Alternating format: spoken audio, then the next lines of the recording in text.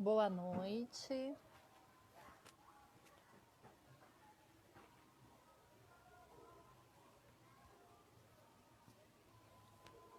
Boa noite a todos.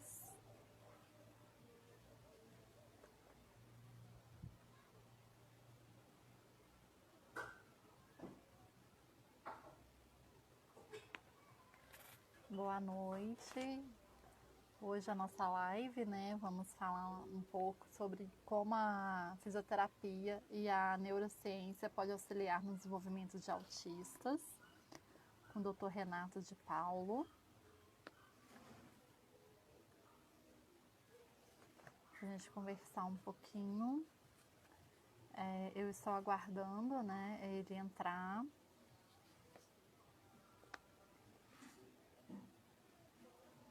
Boa noite a todos que estão chegando.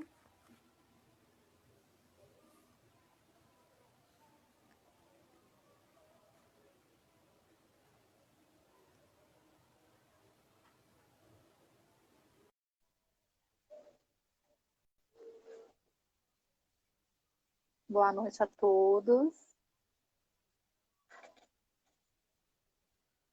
Estou aguardando um pouquinho, né, que já fiz a solicitação, para a gente conversar um pouquinho com o doutor Renato. Olá, tudo bem? Oi, tudo, e você? Tudo bem, graças a Deus. Deixa eu ajeitar aqui no melhor ângulo. Me ouve bem? Eu estou te ouvindo, mas estou te vendo... Ah, agora sim, estava te vendo pela sim. metade. Que bom estar com vocês. Primeiro eu queria agradecer, né, por ter aceitado o nosso convite. É um É um enorme prazer falar contigo. A gente já te acompanha, né, assistimos a sua live. Falar um pouquinho, assim, do nosso grupo, né, Materiais Pedagógicos TEA, que ele começou, né, quando eu ministrei uma oficina, um workshop na UFJF sobre materiais adaptados e fizemos um grupo do WhatsApp. E esse grupo hoje são 84 grupos, ele cresceu, né? Que legal. Viemos para o Instagram, enfim, assim, e é interessante que assim, é um acolhimento, sabe? Entre pais, professores, fonoaudiólogos, psicólogos, entre os profissionais que trabalham com a inclusão em geral, né? E hoje, assim, eu estou muito feliz para a gente falar que é uma demanda muito grande nos nossos grupos, né? Sobre a questão da fisioterapia, da neurociência, no desenvolvimento do autismo, e eu também como mãe, né? Como mãe do Fred também, que ele é autista, né? Eu tenho 2 filhos e o Fred, de 8 anos, é autista, e eu também tive esse percurso aí um pouquinho na fisioterapia como mãe, auxiliando também. E aí eu queria que você falasse um pouquinho de você, se apresentasse. Que bom. Primeiro é um prazer. Muito obrigado pelo convite. Eu acho que a gente está cada vez mais próximos dos familiares e dos clientes. Só nos faz aprender. Eu costumo repetir uma frase de um professor que muito me inspirou, que tudo que eu sei é graças aos meus pacientes. E isso é uma verdade. Então, tudo que eu tenho aprendido é graças à minha profissão, à minha prática diária. Sou um fisioterapeuta com uma formação em ciência básica. Ciência básica, para quem não sabe, é a ciência de laboratório. Então, eu sou um pesquisador de laboratório. Trabalhei com doenças raras.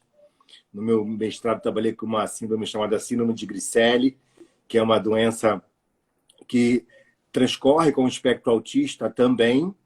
É uma neuropediatria. E no doutorado, trabalhei investigando como funciona a sinapse de neurônios de modelos animais que mimetizam uma outra doença de cunho raro também, a distrofia muscular de Duchenne. E hoje, agora na fase adulta, já a gente trabalha com neuroadulto e trabalha com neuropediatria e tem a alegria de aprender muito com os autistas. E esse é um caminho muito grande, né? Um espectro muito grande que não se encaixa em apenas um único cenário, mas eu espero aqui poder ajudar nesses anos aí, nesses 20 anos de fisioterapia neurológica, poder dar umas dicas aqui para os meus colegas e para as mamães como facilitar o trabalho com esses diferentes espectros autistas. A Floresta está falando que a minha net está travando, não sei se está dando para ouvir, se está dando para ver. Aqui está frio, a sua está travando um pouquinho. Aqui está frio, ventando muito, e aí a internet fica oscilando. Eu imagino. Se eu te falasse assim, um pouquinho, né? Qual a maior demanda da busca pelo tratamento na fisioterapia por pessoas do espectro autista? A demanda principal é pela atividade física. E a atividade física hoje, ela é o principal instrumento para a gente evitar as comorbidades que o autismo pode trazer. Comorbidades essas podem ser lesões articulares, podem ser deformações, podem ser hipersensibilidade, podem ser falta de movimento, desequilíbrio. Então, geralmente os pais nos procuram para a atividade física, para fazer com que essas crianças desenvolvam o autoconhecimento corporal e busquem estratégias para, quando estiverem no coletivo, consigam desenvolver essas atividades físicas com mais facilidade, consigam participar com os colegas ou desenvolver alguma atividade em grupo. Mas, para isso, eles precisam começar. E esse começar, geralmente, é com um fisioterapeuta. Eu falo assim que a minha experiência começou com a fisioterapia, né? Porque assim, o Fred nasceu com a prematuridade. Antes da gente descobrir a questão do autismo, né? Tem a questão da hipotomia. Então, ele não tinha a questão da musculatura, né? Do tônus muscular. Ele não conseguia ficar em pezinho o pescoço, né? Então, assim, através disso que a gente depois foi descobrindo na fisioterapia, que a fisioterapeuta observou que na hora da amamentação ele não fixava o olhar. Então, assim, olha como que é interessante esse caminhar até para você dar um sinal para o diagnóstico até do autismo, né? E aí eu queria falar assim, quais os sinais que os pais podem observar e ficar assim, mais atentos para procurar uma ajuda e uma avaliação do fisioterapeuta? Assim, o que vai indicar que pode ter algo ali que não está legal? Excelente a sua observação. Muitas das vezes, os pais vêm para a gente com uma queixa de retardo de alguma fase de desenvolvimento motor da criança e não tem um diagnóstico ainda de autismo, até porque esse diagnóstico ele se dá com um espectro maior de comprometimento. O autismo ele não gera uma disfunção apenas. Então, é necessário que haja uma avaliação um pouco mais rigorosa para a gente ter esse diagnóstico. Então, o desenvolvimento motor tardio, então, quando a criança ela já deveria acompanhar, talvez, os olhos e não acompanha, deveria já esticar o bracinho, já não estica, ou deveria ter um tônus maior para conseguir segurar o pescoço, amamentar e não consegue. Então, quando os passos para o desenvolvimento motor normal não são percebidos pelos pais, geralmente eles procuram os fisioterapeutas. Isso pode ser, no final da avaliação, a suspeita, né, de um espectro autista, ou a gente vai trabalhar apenas com o controle dessa disfunção. É muito importante deixar claro que o diagnóstico nos ajudará no prognóstico e ajudará a família a ter esse laço com outros familiares e com os médicos da sua especialização. Mas o diagnóstico ele não é o passo fundamental. Nós, fisioterapeutas, trabalhamos com a funcionabilidade. Nós estamos querendo saber qual é a disfunção que a criança ou que o adolescente ou que o adulto apresenta e nós queremos corrigir esta disfunção.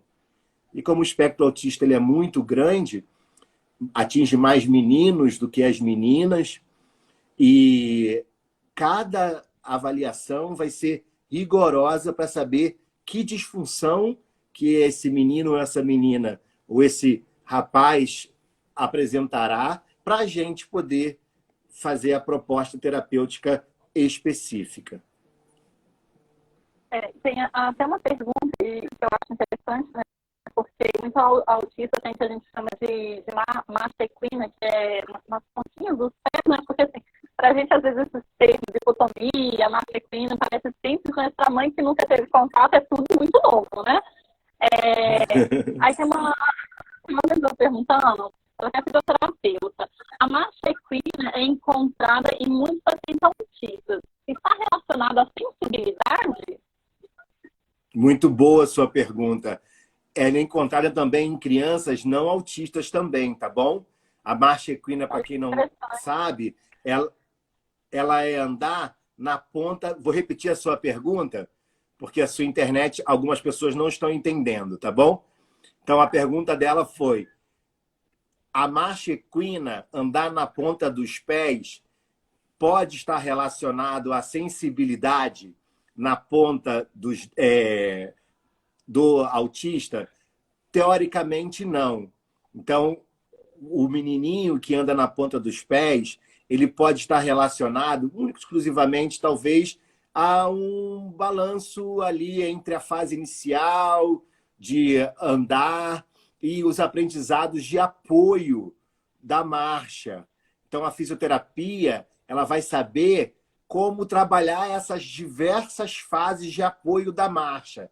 Ensinar esse menino a descarregar o peso do pé, a descarregar o peso do corpo.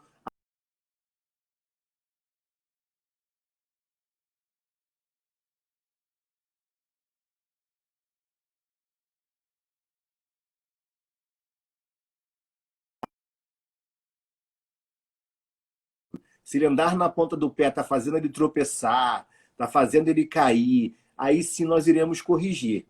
Geralmente, quem anda na ponta do pé pode ter uma dificuldade de saltar, pode ter uma dificuldade de aterrissar, pode ter uma dificuldade de correr. Então, a gente vai começar de andar no calcanhar, pode ter um encurtamento das panturrilhas, pode estar tendo um problema lá em cima no quadril, que está refletindo na ponta dos pés.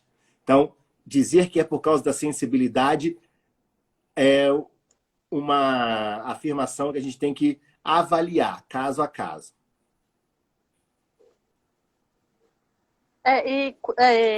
Quando assim que pode começar o tratamento? Quando que os pais podem começar essa busca por uma avaliação?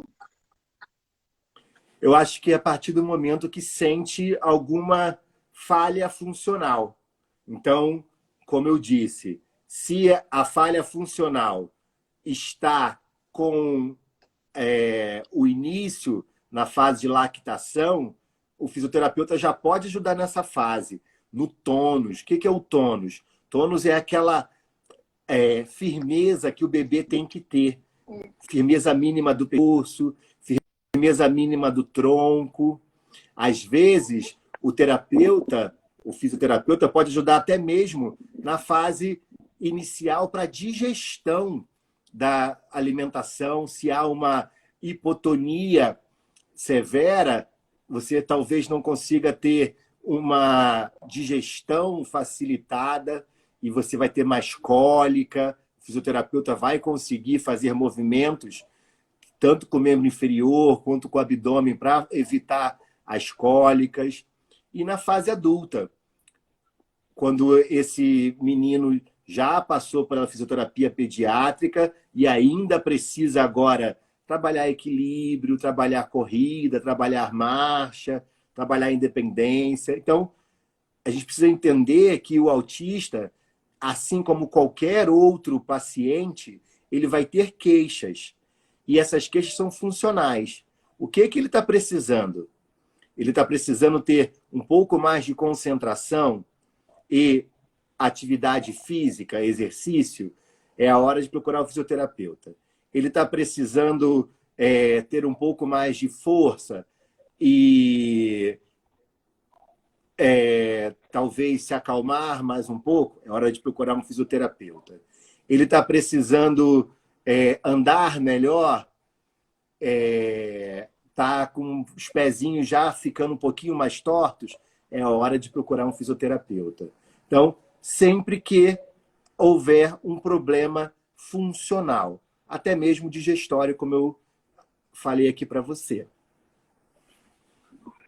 Isso é muito interessante, porque assim, nessa busca, né, por questão da dicotomia, o meu menino começou com 3 meses, né, na fisioterapia, e teve ajuda porque ele teve atraso no desenvolvimento motor. Então, ele demorou a sentar, ele demorou a engatinhar, ele demorou a andar. Então, assim, esse processo foi muito necessário para que hoje ele conseguisse andar normalmente, né, ter as atividades dele motoras normais. E aí eu queria, assim, uma dúvida. O que muda, né, no tratamento da fisioterapia quando é autista para uma criança neurotípica? Tem alguma diferença? Então, vamos só esclarecer aqui para quem está chegando na nossa audiência. Neurotípica é o que a gente chama de normal, né? Tem diferença sim. Então, quando você faz a avaliação de uma criança que faz um trabalho, a pergunta dela foi, para quem não ouviu a Gláucia muito bem, qual a diferença de um trabalho para uma criança neurotípica, né, atida normal, para um autista? Geralmente, as crianças que não têm comprometimento do sistema nervoso, como um autista, mas têm comprometimento motor, dificuldade de andar, dificuldade de sentar, essas crianças, elas não terão as falhas cognitivas que o autista pode apresentar. Então, elas não precisarão de tanta pista cognitiva como o autista precisa. Então, geralmente, quando eu trabalho com a criança autista, eu preciso fazer um combinado muito bem feito. Você deve perceber com seus filhos e os pais que estão aqui nos ouvindo que o autista, ele precisa combinar a sua agenda. E o fisioterapeuta que não entende isso, acha que a criança pode só ser estimulada, fazer um pedido e, de repente, mudar esse pedido no meio da atividade, isso pode gerar muita frustração. Ou pode gerar uma reação no menino e na menina autista que o fisioterapeuta acha que é uma reação de pirraça, mas, na verdade, é só uma vontade de se comunicar ou uma reação à frustração. Essas características particulares do autista, elas precisam ser entendidas pelo fisioterapeuta, porque se você facilita e evita a negatividade, trabalha com positivo, trabalha com a recompensa, o trabalho é muito melhor. Então, se você faz um trabalho, eu costumo iniciar sempre com uma agenda mútua. Então, eu tenho um plano, um caderno para cada menino e menina que eu trabalho. Esse caderno de atividade, ele já é aberto por mim, por ele ou por ela, e ele já sabe naquele dia o que ele vai fazer. E quem diz o que ele vai fazer é ele, porque já está escrito. O que faremos hoje, Léo? Vamos fazer o urso. As posições que eu faço geralmente tem nome de animais, porque é mais fácil para eles decorarem. Então, hoje a gente vai fazer o urso, a gente vai fazer o gato, a gente vai fazer o camelo e o Superman. Então, já que a gente sabe que vai fazer todos esses, quantos de cada nós vamos fazer? Faremos 12, 15, 7 e 4. E vamos fazer aonde? Ele já aponta. Então, não há surpresas. Se não há surpresas, há menos frustrações. Com as crianças neurotípicas, a gente pode fazer frustração, pode mudar a rotina, falar que vai fazer uma coisa e fazer outra. Isso não gera.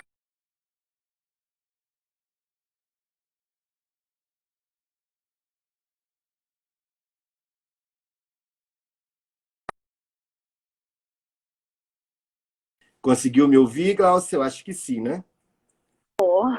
Voltou. Eu Então, consegui ouvir um pedacinho na hora que você estava falando que a gente chama de reforço positivo, né? E dessa perfeito. previsibilidade, porque aí você tendo essa previsibilidade para crianças gera menos ansiedade, gera menos frustração e aí é Ótimo. mais fácil para que ele não desregula, que a gente chama de birra, de Uhum. pirraça, e essa rotina para eles, essa previsibilidade é muito importante. Eu não Eu sempre recomendo, Glaucia, fazer uma agenda visual, tá? Essa é agenda muito importante. visual, ela deixa tudo muito claro para ele. Pode, se quem não tiver um quadro, eu gosto de ter um quadro em cada casa, mas se você não consegue, leva um caderno grande e deixa anotado ali naquela agenda, se ele puder fazer um tique sempre nas coisas que ele já fez, para mostrar que ele está cumprindo a tarefa e a tarefa está chegando ao fim. E as dicas visuais são muito importantes, tá? Verde, que ele vai começar uma tarefa. Amarelo, as tarefas que estão no meio. Vermelho é quando está no fim da tarefa. Eu sempre dou as dicas visuais, aonde ele tem que pisar, aonde ele tem que estar, porque o que para a gente não incomoda, que são as luzes, o ambiente, o som, para eles é bastante informação. Então, quanto mais pistas visuais, melhor. E eu costumo dizer para os meus amigos que o autista gosta de um canto. Então, É se verdade. você puder trabalhar, se É você puder verdade, eles trabalhar no procuram playground, uma zona de conforto, onde tem menos barulho, menos nossa, movimento. Essa parte de é, fragmentar, né, o trabalho é interessante, porque vai gerar menos frustração, você saber que um passo, depois o outro. Igual, uhum, normalmente as mães fazem essa rotina visual em casa, fazem essa rotina visual na escola, e o interessante é você dizer assim, que na fisioterapia também isso é importante. é muito importante, é muito. Sem isso, você vai acabar gerando frustração na criança e não tem a recompensa. O canto, eu geralmente faço alguns trabalhos de equilíbrio ou de força próximo à parede, porque alguns meninos, no início, se sentem mais confortáveis próximo às paredes. Então, eles acham que vão cair, aí tem a parede para colocar a mão, tem ali para se equilibrar. Então, desafie ele com o exercício, não com o ambiente. O ambiente tem que ser seguro. O ambiente é o local que você diminui a insegurança. O exercício, não. O exercício você pede para ser o mais forte, o mais resistente, o mais desafiador possível, mas não tem que ter um ambiente tão poluído, porque a hipersensibilidade é uma característica dos nossos meninos e meninas. E para você, assim, qual que é a maior dificuldade, o maior desafio na fisioterapia em atuar com paciente autista? Eu acho que hoje ainda é a desinformação das nossas escolas, das nossas graduações. Então a gente ainda tem muito mito e esses mitos acabam gerando crenças que trabalhar com crianças autistas pode ser muito desgastante ou pode gerar pouco resultado, ou que a família do autista pode ser complicada. Então, você tem algumas desinformações que geram verdadeiras lendas e acaba afastando mesmo o fisioterapeuta de procurar uma especialização e, infelizmente, as famílias procuram profissionais talvez não tão especializados. E nessa fase, já que eu trabalho com neurociência, a informação correta é muito importante para a neuromaturação correta, para o cérebro se desenvolver de forma correta. Porque você tem uma criança com menos medo e mais segura, ela se tornará um adulto menos reativo. e um adolescente mais confiante. E o contrário é verdadeiro. Então, se você tem uma criança que tem que trocar de terapeuta toda hora, que é muito insegura, que não desenvolveu as fases que você deu como exemplo, as fases do processo O desenvolvimento evolutivo, mesmo. desenvolvimento dela, de sentar direito, de engatinhar direito, de andar, de correr. Ela vai ficar um adolescente que vai precisar dessas fases iniciais na fase adulta. Então, ter fisioterapeutas bem preparados é crucial e eu acho que ainda é na nossa formação. Eu espero que a gente mude esse cenário. E sobre assim, essa troca de fisioterapeuta, quando é necessário, porque normalmente eles têm muita resistência, né? Então, assim, qual que seria uma dica quando a mãe precisa trocar ou a clínica precisa trocar de fisioterapeuta? Isso é muito relativo, né? A gente tem duas coisas. Às vezes a gente precisa trocar e é uma realidade, porque o profissional precisa sair, e aí tem todo um preparativo para avisar para a família e avisar para o cliente. Como eu disse, o combinado é sempre bom. Então, olha, você lembra que daqui a 2 semanas teremos um novo fisioterapeuta, uma nova pessoa. Então, o combinado sempre vai sair aceito. E algumas vezes a troca pode não ser boa, tá? Mas todas as vezes que a troca não foi boa, foi uma troca não combinada, foi uma troca repentina, foi uma troca frustrada. Então, é impressionante também, como você lembrou dos neurotípicos, que quando a gente troca de dia com um paciente neurotípico, eles quase agradecem. Que a gente não vai lá naquele dia, olha, hoje não tem fisioterapia. Aí a criança, ai, que bom, vou fazer outra coisa. Mas a maioria dos meus pacientes autistas, eles esperam aquele dia com ansiedade.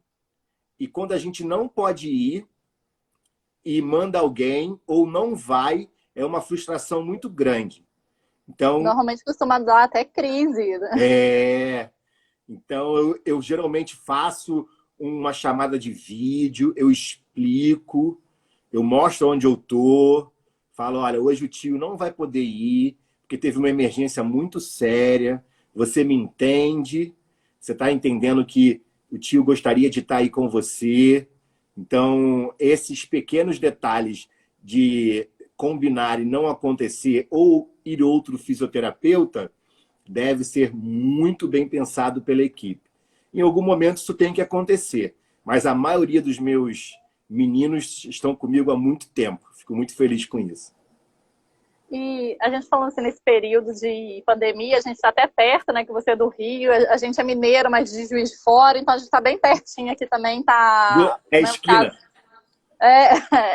o mineiro carioca, né?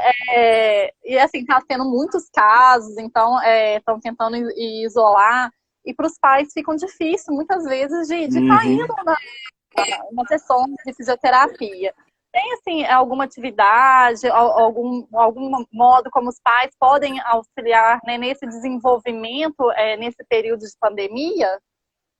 Muito bom a sua pergunta. Eu acho que agora é tentar mantê-los o mais ativo possível, tá? Eu acho que, obviamente, eles são crianças ou adultos, a maioria precisa de movimento. Então, se a gente conseguir, com toda a preservação da saúde, como qualquer pessoa precisa preservar a sua saúde, realizar movimentos dos mais funcionais possíveis, melhor. O que é funcional? Pegar coisa no chão e colocar em cima da mesa, subir e descer de alguma escada, ao invés de pegar um elevador, parar o carro mais distante, bem mais distante, e ir até o carro. Se precisar ir numa padaria que ia de carro, agora vai a pé. Então, quanto mais exigir do corpo físico dessa criança ou da pessoa com autismo que não está fazendo a fisioterapia regular por causa desse tempo de quarentena, melhor vai ser para o cérebro dele. A falta de exercício gera uma tempestade de cortisol, que a gente chama, que é a mesma tempestade que o Covid gera, que é uma inflamação. Isso é muito ruim para todos os processos cognitivos e para a imunidade. E o exercício físico faz o contrário. Ele diminui essa cascata de inflamação, ele acalma a gente. Então, a atividade física ela é muito importante. E se puder manter uma rotina, isso é crucial. Uma rotina como se ele tivesse no dia a dia dele, fora da quarentena. Dormir no horário, acordar cedo e tomar café da manhã.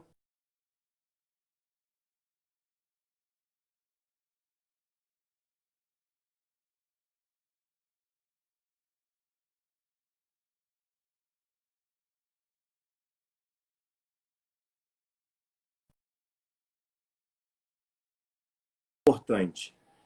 Eu acho que as Para mim, dicas... travou, conseguiu. Eu segui aqui. Então, as dicas que Obrigada. eu... As dicas gerais que eu daria para uma pessoa neurotípica, eu daria para um autista. Siga fazendo atividade física. O máximo de atividade física funcional possível. Dê tarefa. Divida tarefas. Então, faça agenda. Né? Essa é a sua hora de fazer a sua missão. E cada um tem a sua capacidade, né? Eu acho que deve ser comum, não sei se as mães aqui concordam, muitos autistas gostam muito de música. Eu tenho muita Verdade. paciência. Eles adoram, não só assim, meu filho, os meus alunos. Eu tenho muito cliente que a recompensa dele é a música. Então eu faço muita atividade com música. Jogo bola com música, cantando. Faço salto com música, cantando. Faço corrida com música, cantando. Então, cada um vai conhecer um pouquinho o seu filho, né, ou o seu parente e vai oferecer a recompensa cognitiva que mais agrada a ele. Era até uma pergunta um pouco da Florence, que ela estava assim, preocupada, né, nessa questão né, falando um pouco da neurociência, da fisioterapia junto, da questão, né, da plasticidade neural, né, de 0 a 2 anos, que é muito importante. E nesse tempo de pandemia, né, das crianças estão mais em casa, se isso pode ter algum prejuízo? Olha, prejuízo todos nós teremos, crianças e adultos. Essa pandemia, ela tem um impacto que a gente não vai conseguir calcular agora. Mas a gente pode olhar esse cenário por os dois lados, tá? Ou pelo lado dessa maçã que está podre, ou pelo lado que ainda resta. O lado que ainda resta é que a gente nunca teve uma oportunidade tão boa de conviver com as nossas crianças, com os nossos filhos, entendê-los tanto. Então, é uma realidade sem volta, a gente tem que estar com eles mesmo. E eu acho que agora a gente é muito mais perito neles do que éramos. A gente talvez tinha que perguntar a alguém, ou alguém nos contava, e agora a gente está percebendo quem eles realmente são, ou o que eles apresentam nas várias fases do dia, como eles mudam durante a semana. Eu acho que estar com outras crianças é impagável, tá? Eu acho que é muito importante para o desenvolvimento, assim como adultos estarem com outros adultos da mesma faixa etária, do mesmo ambiente de trabalho, nós todos perdemos isso. Mas ganhamos por outro lado. Então, agora é hora de olhar o lado positivo dessa história e tentar tirar o melhor disso. E juntando, né, a fisioterapia e a neurociência, como que uma pode tentar auxiliar a outra? Eu acho que uma não se separa da outra. A neurociência é o guarda-chuva do corpo humano. Ela está ligada a tudo. Se o coração bate, é a neurociência que vai explicar.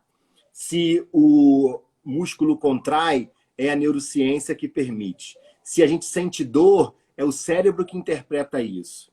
Então, se há um desenvolvimento do corpo, é a neurociência que está tentando entender. E ela é linda, porque apesar de ser uma área que mais se estuda, é o que menos se sabe do corpo humano. É o cérebro e as suas redes neuronais. Então, se tentou estudar o autismo pela genética durante muito tempo, descobriu que está quase impossível entender quais são os genes que envolvem o autismo, porque parece que são muitos, mas a neurociência se percebe cada vez mais que alguns neurônios têm características específicas. Então, se a gente conseguisse desenvolver neurônios com características do autista, a gente talvez conseguiria reverter o autismo na célula. Mas como a gente conseguiria pegar um neurônio de um autista? Ninguém vai aceitar uma pesquisa que abriria a cabeça de um filho para tirar um neurônio, né? É muito invasivo. Então, hoje a gente tem, graças a Deus, as células-tronco, que são células que podem ser tiradas de várias partes do seu corpo, e essas células são estimuladas, graças à pesquisa de um japonês, ganhou o prêmio Nobel de Medicina, a se reinventarem células neuronais. E hoje nós já temos pesquisas com células tronco de autistas que viraram neurônios agora de autistas, e nós estamos estudando como algumas drogas, ou como alguns reagentes, ou como alguns ambientes celulares podem interferir para que esses neurônios, que são tipicamente autistas, têm características de neurônios autistas, possam se parecer mais com neurônios neurotípicos. E talvez essa resposta da neurociência básica nos ajude a reverter um fenótipo adulto. E várias outras realidades, né? Pessoas que têm características autistas depois de adulto, depois de acidente, ou seja, ela não tem uma característica genética, mas teve um acidente, e esse acidente fez um espectro autista, e essas pessoas agora são alvos de Tem estudo. qualidades autísticas, né? Isso, e elas são alvos de estudo para tentar entender, qual foi o local e que mudança foi essa que faz uma pessoa ter essa qualidade autista agora. Então, eu acho que a gente está realmente cada dia mais próximo de entender mais quais são os mecanismos dentro do cérebro que o mudaram mecanicamente, que fizeram a cognição e a mente também mudar. E a gente pensar assim, né? O conhecimento da neurociência evoluiu muito nesses últimos anos, né? Comparando a uns anos atrás. E assim, o que mudou, o que melhorou com esse estudo, colocando assim lá no seu início da sua graduação para cá, assim, né? Falar um pouquinho dessa evolução e a diferença que isso faz no trabalho. Até porque, assim, se a gente parar para pensar, a questão do autismo nem era muito falado, né, antigamente. Uhum. Olha, mudou radicalmente. Para você ter uma ideia, desde a professora Anísia da Silveira, que é uma grande psiquiatra aqui no Rio de Janeiro e conhecida mundialmente, ela diz que os primeiros pacientes dela, na verdade, não eram pacientes para estar internados como pacientes psiquiátricos confinados, eram autistas. Então, imagina a quantidade de autistas que no passado eram vistos como pessoas que não tinham condições de conviver em sociedade, e hoje a gente não consegue nem imaginar os nossos filhos presos em manicômios, né, no passado. E isso por falta de um diagnóstico. Ela tem um passado negro, né, aqui em Minas, que é da Barbacena, né, foi considerado até um holocausto brasileiro, tem documentários assim, horrorosos daquela época, né, então assim, eles eram mandados para lá, então olha que diferença, e até métodos invasivos, né, de lobotomia, né, nesse sentido.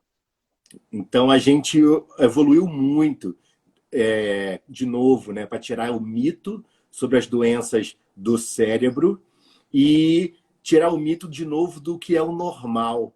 Eu acho que a gente tem que questionar cada dia mais o que é esse normal. O que a gente espera do neurotípico? O que a gente espera de um comportamento normal? Eu acho que a normal é uma sociedade que não consegue conviver com pessoas diferentes, com pessoas que precisam de tratamentos diferentes, com pessoas que precisam de compreensão diferente. E essa sociedade, talvez nessa pandemia, esteja tendo a oportunidade de enxergar que a gente precisa um do outro, né? Você não usa máscara só para se proteger. Você usa máscara para proteger alguém que você nem conhece. Então você não vai... E essa empatia está custando, né? Então, ou a simpatia, ela existe ou ela existe. Ou a gente vai perecer como sociedade.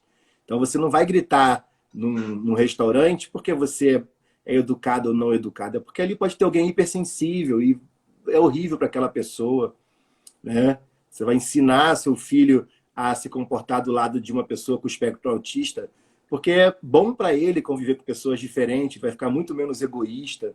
A gente sabe que famílias que têm irmãos autistas, essas pessoas são mais solidárias, são mais solícitas, são pessoas gentis, são pessoas que geralmente encaram a frustração de uma forma bem melhor do que os neurotípicos que não conviveram com pessoas com deficiência ou autistas.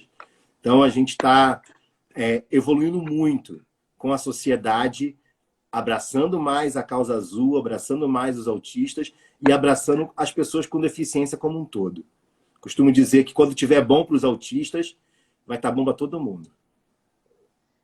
E uma coisa que a gente vai falar assim do autismo, eu como mãe também, né? Muitas mães fica meio que esquecida. Na fisioterapia, né? Tem como que receber essa mãe no procedimento da fisioterapia do autista, né? Como que é esse acolhimento também com a mãe? Se essa mãe tem como ela participar da fisioterapia ou fazer algo em casa, como que a gente pode estar tentando aí também dar né, uma qualidade de vida que a mãe possa ter mais um papel ali, mais atuante? Olha, Glaucia, são duas realidades, tá? Então, cada paciente é um paciente único. Se a mãe ela se propõe a ser a cuidadora, ela vai receber as tarefas e eu vou tentar facilitar o máximo da vida para que ela consiga mesmo ser essa cuidadora mais eficaz possível. Mas se a mãe não entender que no momento da fisioterapia tem outro cuidador, a criança ela é capaz de conseguir manipular totalmente a sessão de fisioterapia. Então, eu entendo que há crianças que precisam da presença afetiva da mãe em algum momento, mas em algum momento eu faço o desmame da mãe. Eu vou retirando a mãe, vou retirando e até que eu consiga, junto com a minha prancheta, junto com o meu ambiente, junto com as minhas dicas visuais, com o meu combinado, eu e o meu cliente fazermos a fisioterapia perfeito. Eu acho que a mãe vai ter todas as dicas para fazer o dever de casa. O dever de casa ele é crucial.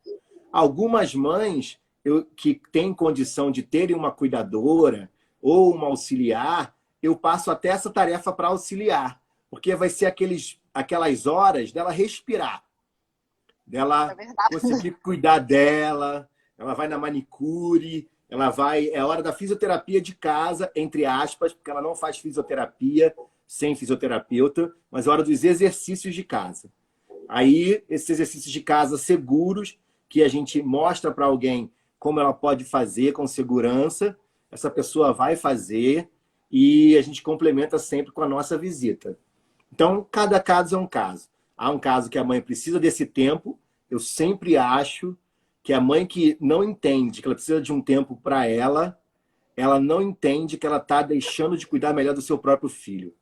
Porque toda vez que você se cuida melhor, você volta melhor para o seu próprio filho.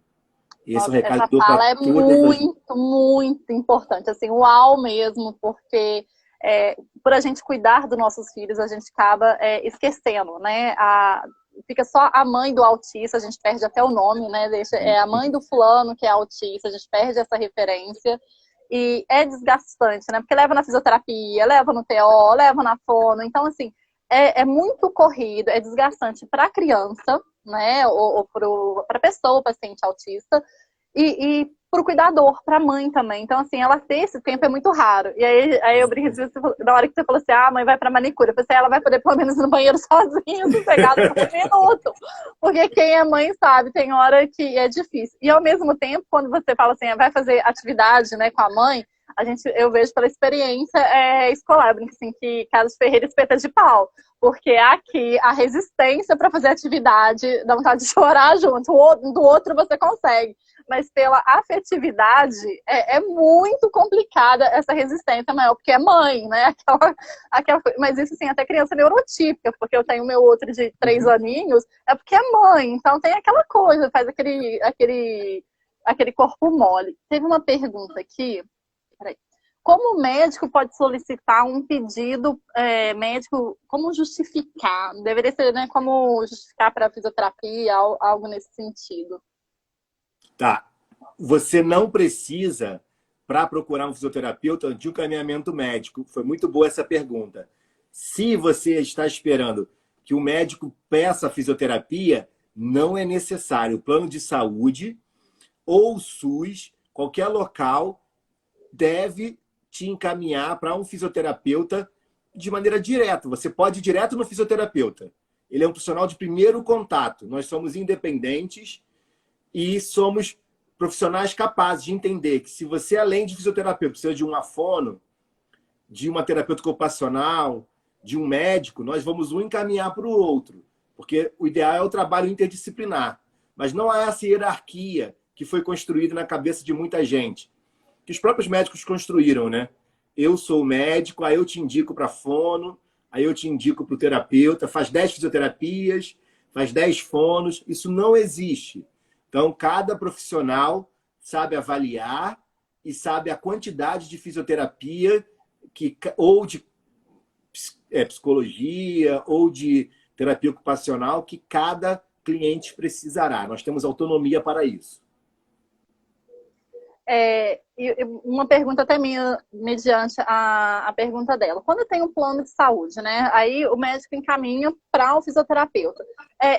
Tem algum fisioterapeuta ou algo, como eu pedi, por exemplo, especialista em autismo ou com alguma especificidade assim, voltado para autismo ou não? É fisioterapeuta e pronto.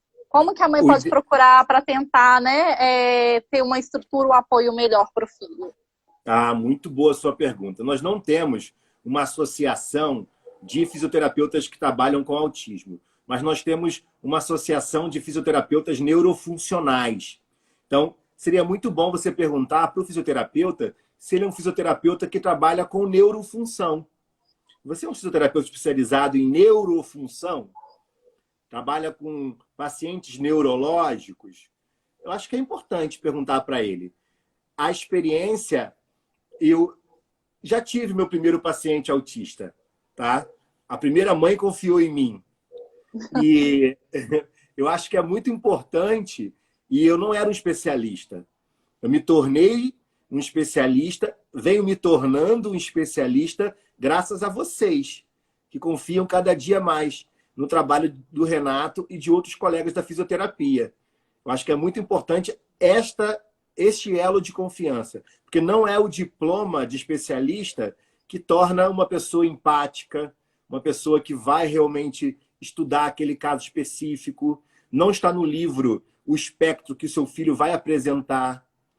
Não está no livro a realidade particular daquela família que engloba o transtorno físico que o seu filho tem, que engloba a doença que seu filho tem, que engloba como é a relação dele parental, como é a relação dele com a família, como é a relação dele de participação na sociedade, como é a relação dele com quais são os desejos dele e da família. Então, o fisioterapeuta ele tem que ter uma vontade, em primeiro lugar, de se especializar. Então, por que eu estou falando isso? Porque o Brasil é muito grande e a sua audiência também. Então, de repente, aí não tem na sua cidade um fisioterapeuta especializado, mas tem alguém que queira ajudar. Hoje a internet, hoje as especializações, então os contatos, né? Eu me coloco aqui à disposição. Se tiver algum fisioterapeuta que você conhece, não sabe como trabalhar com um paciente autista, quiser passar o meu Instagram para ele, pode passar ou para ela, que eu vou dar todas as dicas que eu souber. Nós agradecemos. E é interessante falar isso, porque, tipo assim, até dentro da pedagogia, na graduação, dentro da grade, né, trabalha-se inclusão, mas não tem aquela coisa específica de autismo. Então, assim, eu vou falar, né, que minha formação é dentro da Universidade Federal de Juiz de Fora, dentro da rede das federais, você tem grupo de pesquisa, você tem projeto, então você permite ampliar, e as privadas não têm isso. Mas mesmo assim não são todos, que são matérias consideradas eletivas. Então, assim, até quem foi o psicopedagogo também vai ter a primeira vez com autista, né? Então, e até a gente que é mãe, a gente aprende todo dia. Então, assim, a vontade de querer, a vontade de pesquisar, de correr atrás, né, essa empatia que faz toda a diferença para estar qualificando e tá melhorando. E é interessante você falar assim, no Brasil todo, porque, infelizmente, quando a gente olha, né, cidades maiores tem um pouco mais de suporte, mas a gente tem uma carência muito grande, né? Até mesmo na nossa cidade aqui em Juiz de Fora, que ela tem um porte mais ou menos, ainda tem essa falta principalmente pelo SUS, né? Então aí a gente recorre muito aos hospitais universitários para poder ter esse auxílio. Então, assim, a gente pensando nesse Brasilzão aí, é bem complexo. Assim, eu tinha perguntado mais em cima, doutor, uma pergunta. Os pais que te procuram antes de receber o diagnóstico de autismo, recebem bem o seu diagnóstico? Explique. Creio que você deve dizer que tem que encaminhar a outros profissionais específicos. E aí eu vou até completar. Assim, quando você, né, desconfia que essa criança é autista, mas a mãe ainda não tem um conhecimento, como que é isso? Então, eu trabalho com colegas médicos, então toda vez que há uma possibilidade dessa criança ter um espectro autista, eu encaminho para esses colegas e, de novo, eu quero que essa frase chegue com muito carinho para todas as mães. A doença não me importa. O que me importa é o que o seu filho e sua filha precisam. Eu sei que a carteirinha do autista ou o diagnóstico é uma vitória para quem ficou muito tempo sem saber o que era. Mas para nós é muito importante que a gente consiga desenvolver uma estratégia para devolver para ele o que ele precisa. Se é andar, que ele ande. Se é sentar, que ele sente. Se é engatear, que ele engatinhe. E por que isso? Porque a gente ficou durante muito tempo voltado para a doença. E a doença era um mito. Ah, se tem essa doença, vai viver até tantos anos e vai ser desse tipo. Se tem essa doença, vai ter essa característica. Se tem essa doença, não vai falar. Então, hoje, a neurociência e o desenvolvimento pessoal, individual de cada criança permite que essas doenças não definam mais as pessoas. Então, é muito importante ter o diagnóstico, eu levo para ajudar nesse diagnóstico. A aceitação das famílias é muito difícil. Eu tenho um caso de uma mãe que tem 3 filhos autistas. Só que ela foi aceitando um de cada vez.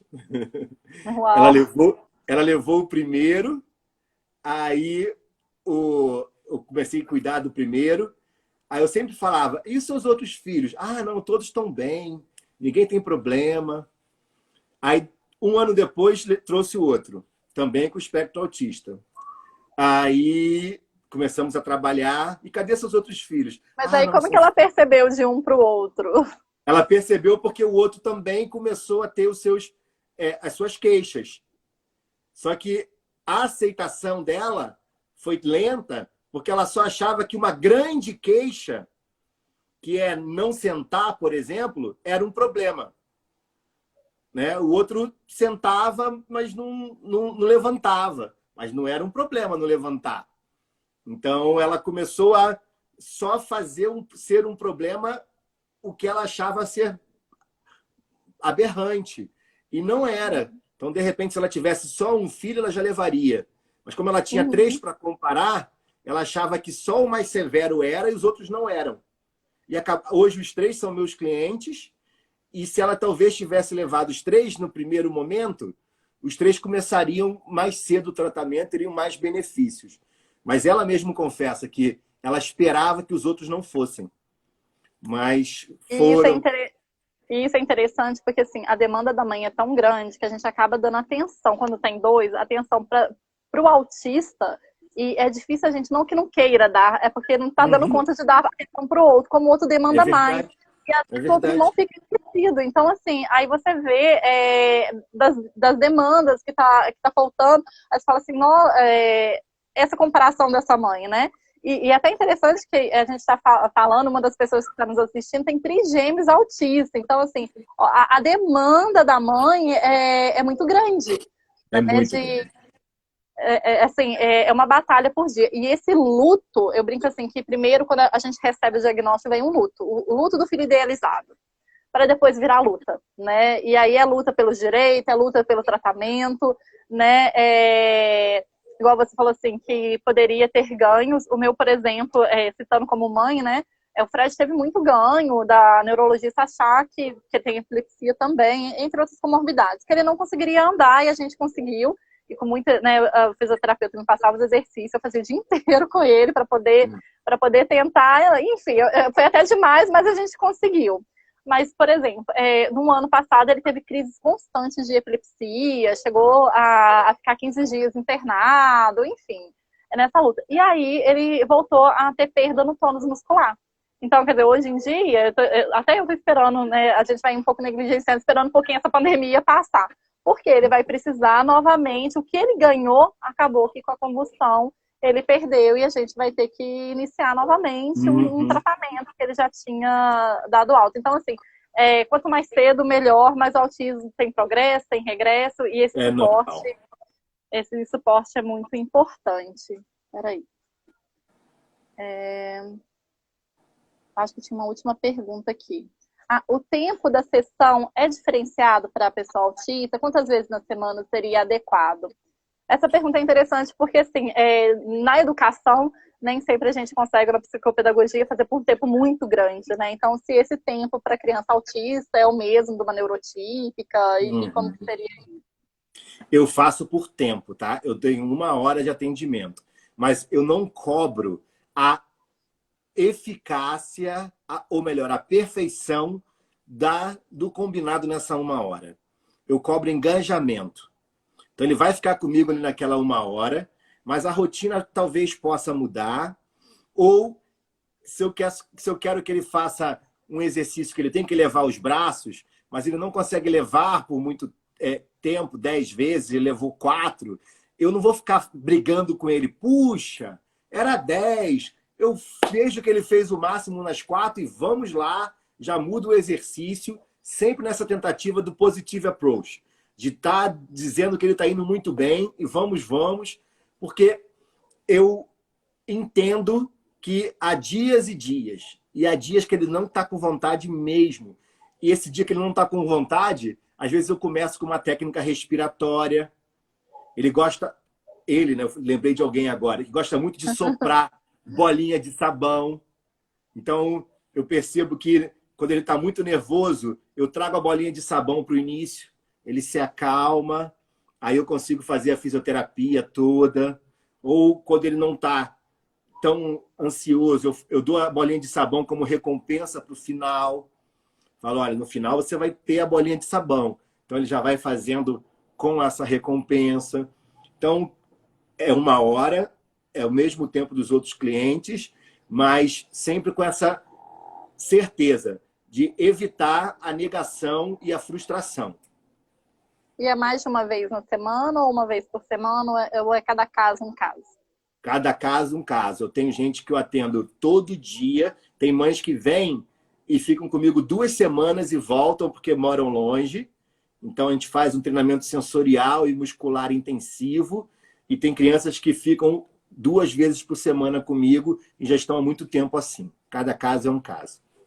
Doutor Renato, a gente já vai encerrando, porque já está acabando o tempo. Eu queria te agradecer imensamente. Agradecer por você ter aceitado o nosso convite, pela nossa live, né? Pela internet não ter ajudado. E aqui tá ventando muito, então estava até complicado. Agradecer até mesmo a Florence, que uma fica no ao vivo, a outra fica dando suporte, mas ela teve a Que bebezinha, bom. ela tá com febre, e aí a Sil, que nos acompanha sempre, nos ajudou aqui no suporte, nas perguntas. Gratidão a todos que ficaram conosco. Muito obrigada pela sua participação.